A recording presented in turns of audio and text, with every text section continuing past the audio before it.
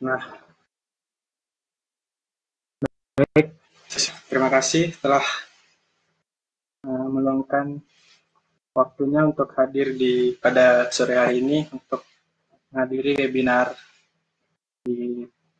saya dengan materi peran UI UX dalam mengembangkan aplikasi. Nah, sebelumnya ini biodata saya, perkenalkan, nama saya Lalubrian Putra Wiswa Universitas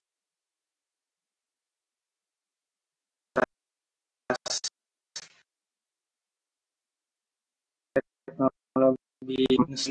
Nah, mungkin ada yang mau berteman di media sosial ini. Media sosial saya ada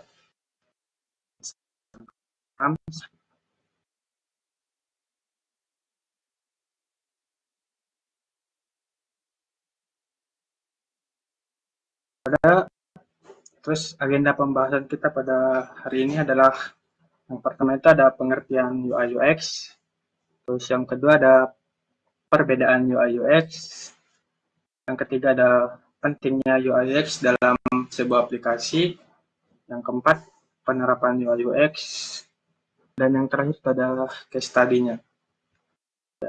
Langsung saja ke materinya. Apa sih UI UX itu? Nah, user interface atau UI itu adalah bentuk tampilan grafis yang berhubungan langsung dengan pengguna. Terus ada bagian visual dari website, aplikasi software, atau device hardware yang menjelaskan bagaimana seorang user berinteraksi dengan aplikasi atau website tersebut, serta bagaimana informasi yang ditampilkan di layar.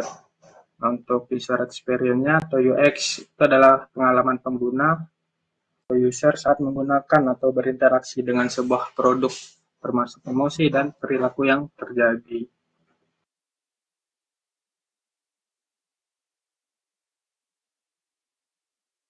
Nah, sini ada perbedaan UI dan UX itu untuk perbedaan untuk UI-nya ada tipografi, warna, layout, dan desain visual dan graphic design. Untuk tipografi ini itu memilih font sesuai dengan branding dan mitra yang ingin dibuat. Terus warna ini adalah pemilihan palet warna yang menarik sesuai dengan branding kita. Terus ada layout, yaitu menata elemen visual agar menarik dan mudah dinavigasi, agar mudah dijangkau lah. Terus ada desain visual, itu menciptakan tampilan yang estetis dan sesuai dengan target audiens. Terus ada graphic design, itu membuat elemen grafis seperti icon yang ada di aplikasi, terus ada ilustrasinya dan logo. Nah, untuk UI dan untuk UX-nya ada desain interaksi, framing dan prototype, dan series, dan skenario user journey. Apa sih desain interaksi itu? Nah, desain interaksi adalah mendefinisikan bagaimana pengguna berinteraksi dengan produk. Mencakup perancangan, tombol, menu, dan gestur. Nah, untuk framing-nya adalah membuat kerangka dasar tampilan produk tanpa detail visual. Digunakan untuk memvalidasi struktur dan alur pengguna.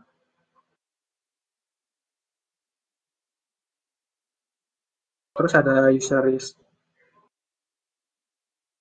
itu melakukan riset untuk memahami kebutuhan, perilaku, dan preferensi pengguna. Ini bisa merupakan seperti wawancara, survei, atau pengamatan pengguna. Nah, untuk skenario-nya,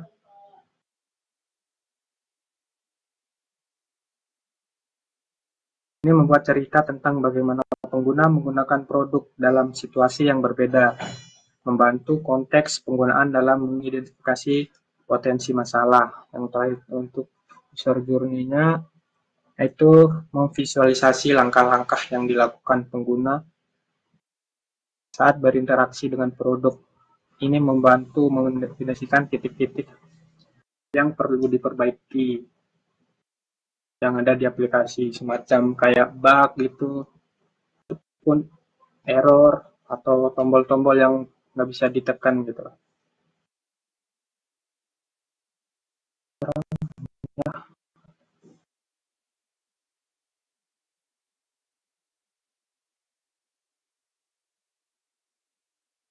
Terus selanjutnya, nah penting UI/UX dalam aplikasi. Nah yang pertama ini meningkatkan kepuasan pengguna. Terus yang kedua ada retensi pengguna. Tiga, meningkatkan retensi pengguna. Yang terus keempat, mengurangi tingkat kesalahan. Yang kelima ada meningkatkan efisiensi pengguna.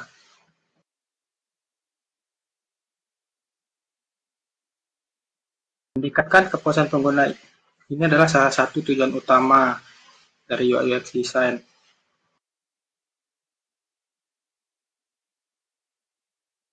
Salah satu tujuan utama dari UI/UX design adalah menciptakan aplikasi yang menyenangkan dan memuaskan bagi pengguna. Pengguna yang merasa puas dengan desain dan pengalaman aplikasi cenderung lebih sering menggunakan aplikasi tersebut dan merekomendasikan kepada orang lain. Terus ada yang retensi pengguna, ialah UI/UX yang baik dapat meningkatkan retensi pengguna. Aplikasi yang menawarkan pengalaman yang positif cenderung membuat pengguna kembali lagi untuk menggunakan aplikasi tersebut. Sebaliknya, jika pengguna memiliki pengalaman buruk, mereka akan mencari alternatif ke aplikasi lain. Terus yang ketiga ada meningkatkan retensi pengguna. Ini pengguna lebih cenderung tetap setia menggunakan aplikasi dalam jangka waktu lama. Ini sangat penting dalam menjaga pengguna tetap aktif dan terlibat dengan aplikasi yang pada akhirnya berkontribusi pada keberhasilan aplikasi secara keseluruhan. Terus ada yang keempat ini mengurangi tingkat kesalahan. Seringkali menyebabkan pengguna melakukan kesalahan saat menggunakan aplikasi, seperti menekan tombol yang salah atau kesulitan menemukan fitur yang mereka butuhkan. UI/UX yang baik dirancang untuk meminimalkan kesalahan ini dengan memberikan petunjuk yang jelas, tata letak yang intuitif, dan pengalaman yang lebih lancar. Terus yang terakhir, dan meningkatkan efisiensi pengguna. Pengguna dapat menyelesaikan tugas mereka dengan lebih cepat dan efisien. Misalnya, jika alur kerja aplikasi dirancang dengan baik, pengguna dapat menyelesaikan proses yang panjang hanya dengan beberapa klik, sehingga waktu yang mereka habiskan dalam aplikasi dapat diminimalkan.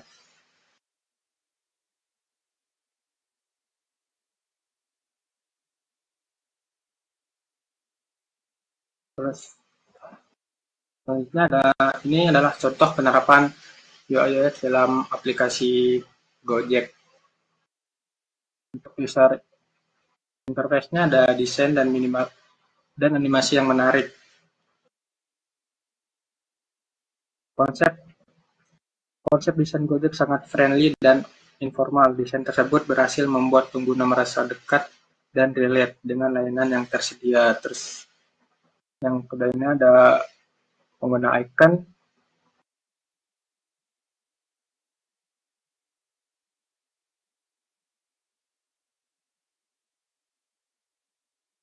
Terus aplikasi Gojek didesain dengan model icon untuk memudahkan pengguna aplikasinya. Jika ingin memesan Grab, pengguna hanya klik icon motor.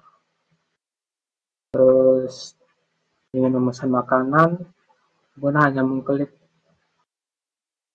icon yang berbentuk sendok. Terus ada konsisten desain.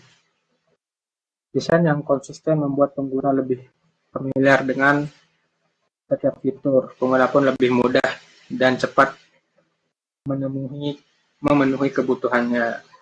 Terus ada user experience-nya adalah fitur yang tersedia sangat userful. Kedua ada alur yang mudah.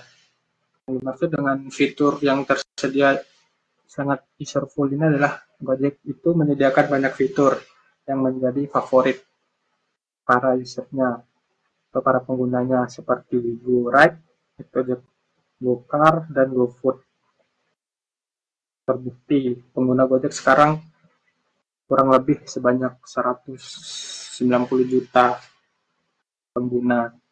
Dan untuk alur yang mudah ini dari segi kenyamanan pengguna Gojek menampilkan flow fitur yang mudah digunakan secara natural.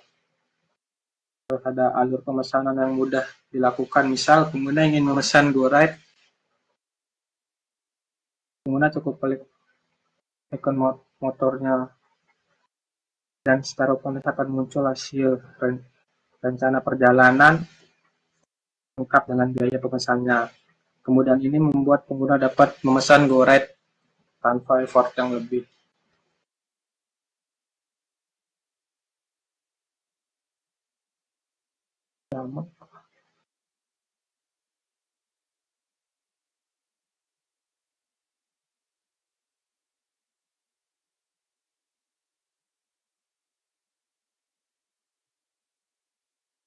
Nah, selanjutnya ini adalah contoh bad UI dari website negara tetangga.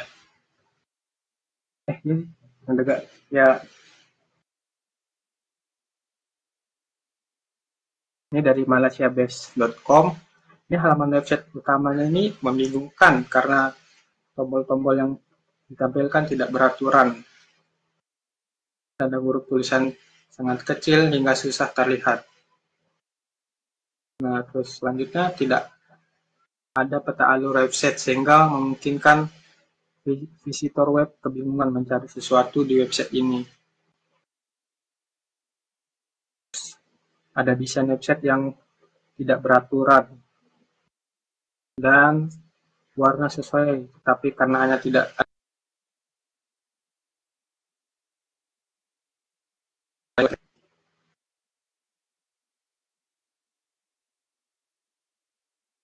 Nah, sini adalah good UI menurut saya dari website Pinterest.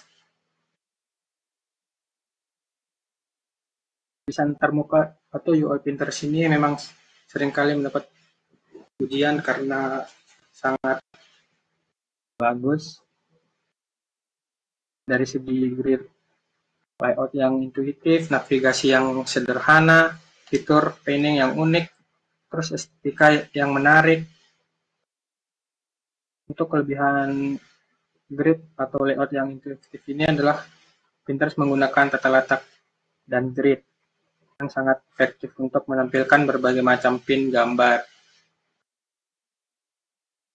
Terus tata letak dari Pinterest ini membuat konten yang mudah ditemukan dan dijelajahi. Terus fokus pada visualnya, tiap pin memiliki ukuran yang sama sehingga membuat pengguna dapat dengan mudah membandingkan satu pin dengan pin lainnya. Hal ini membuat Pinterest menjadi platform yang sangat visual dan menyenangkan untuk digunakan. Terus ada navigasi Pinterest sangat pahami. Pengguna dapat mudah berpindah antara beranda, profil, notifikasi, dan pencarian. Ada Pinterest mempunyai fitur pinning. Fitur pinning merupakan pengguna untuk menyimpan pin yang mereka sukai ke data papan yang mereka buat sendiri. ada inspirasi tanpa batas. Dengan fitur Pining, pengguna dapat dengan mudah menemukan inspirasi untuk berbagai hal seperti desain interior hingga resep makanan ataupun outfit bisa dicari di Pinterest.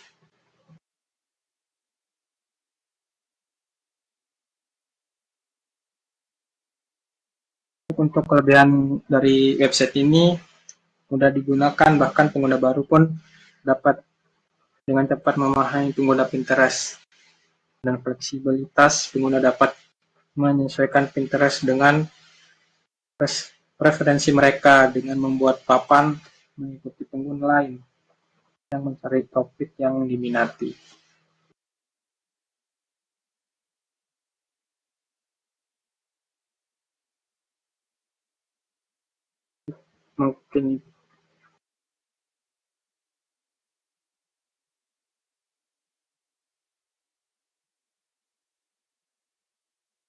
Mungkin itu saja materi dari saya. Mungkin ada pertanyaan dari teman.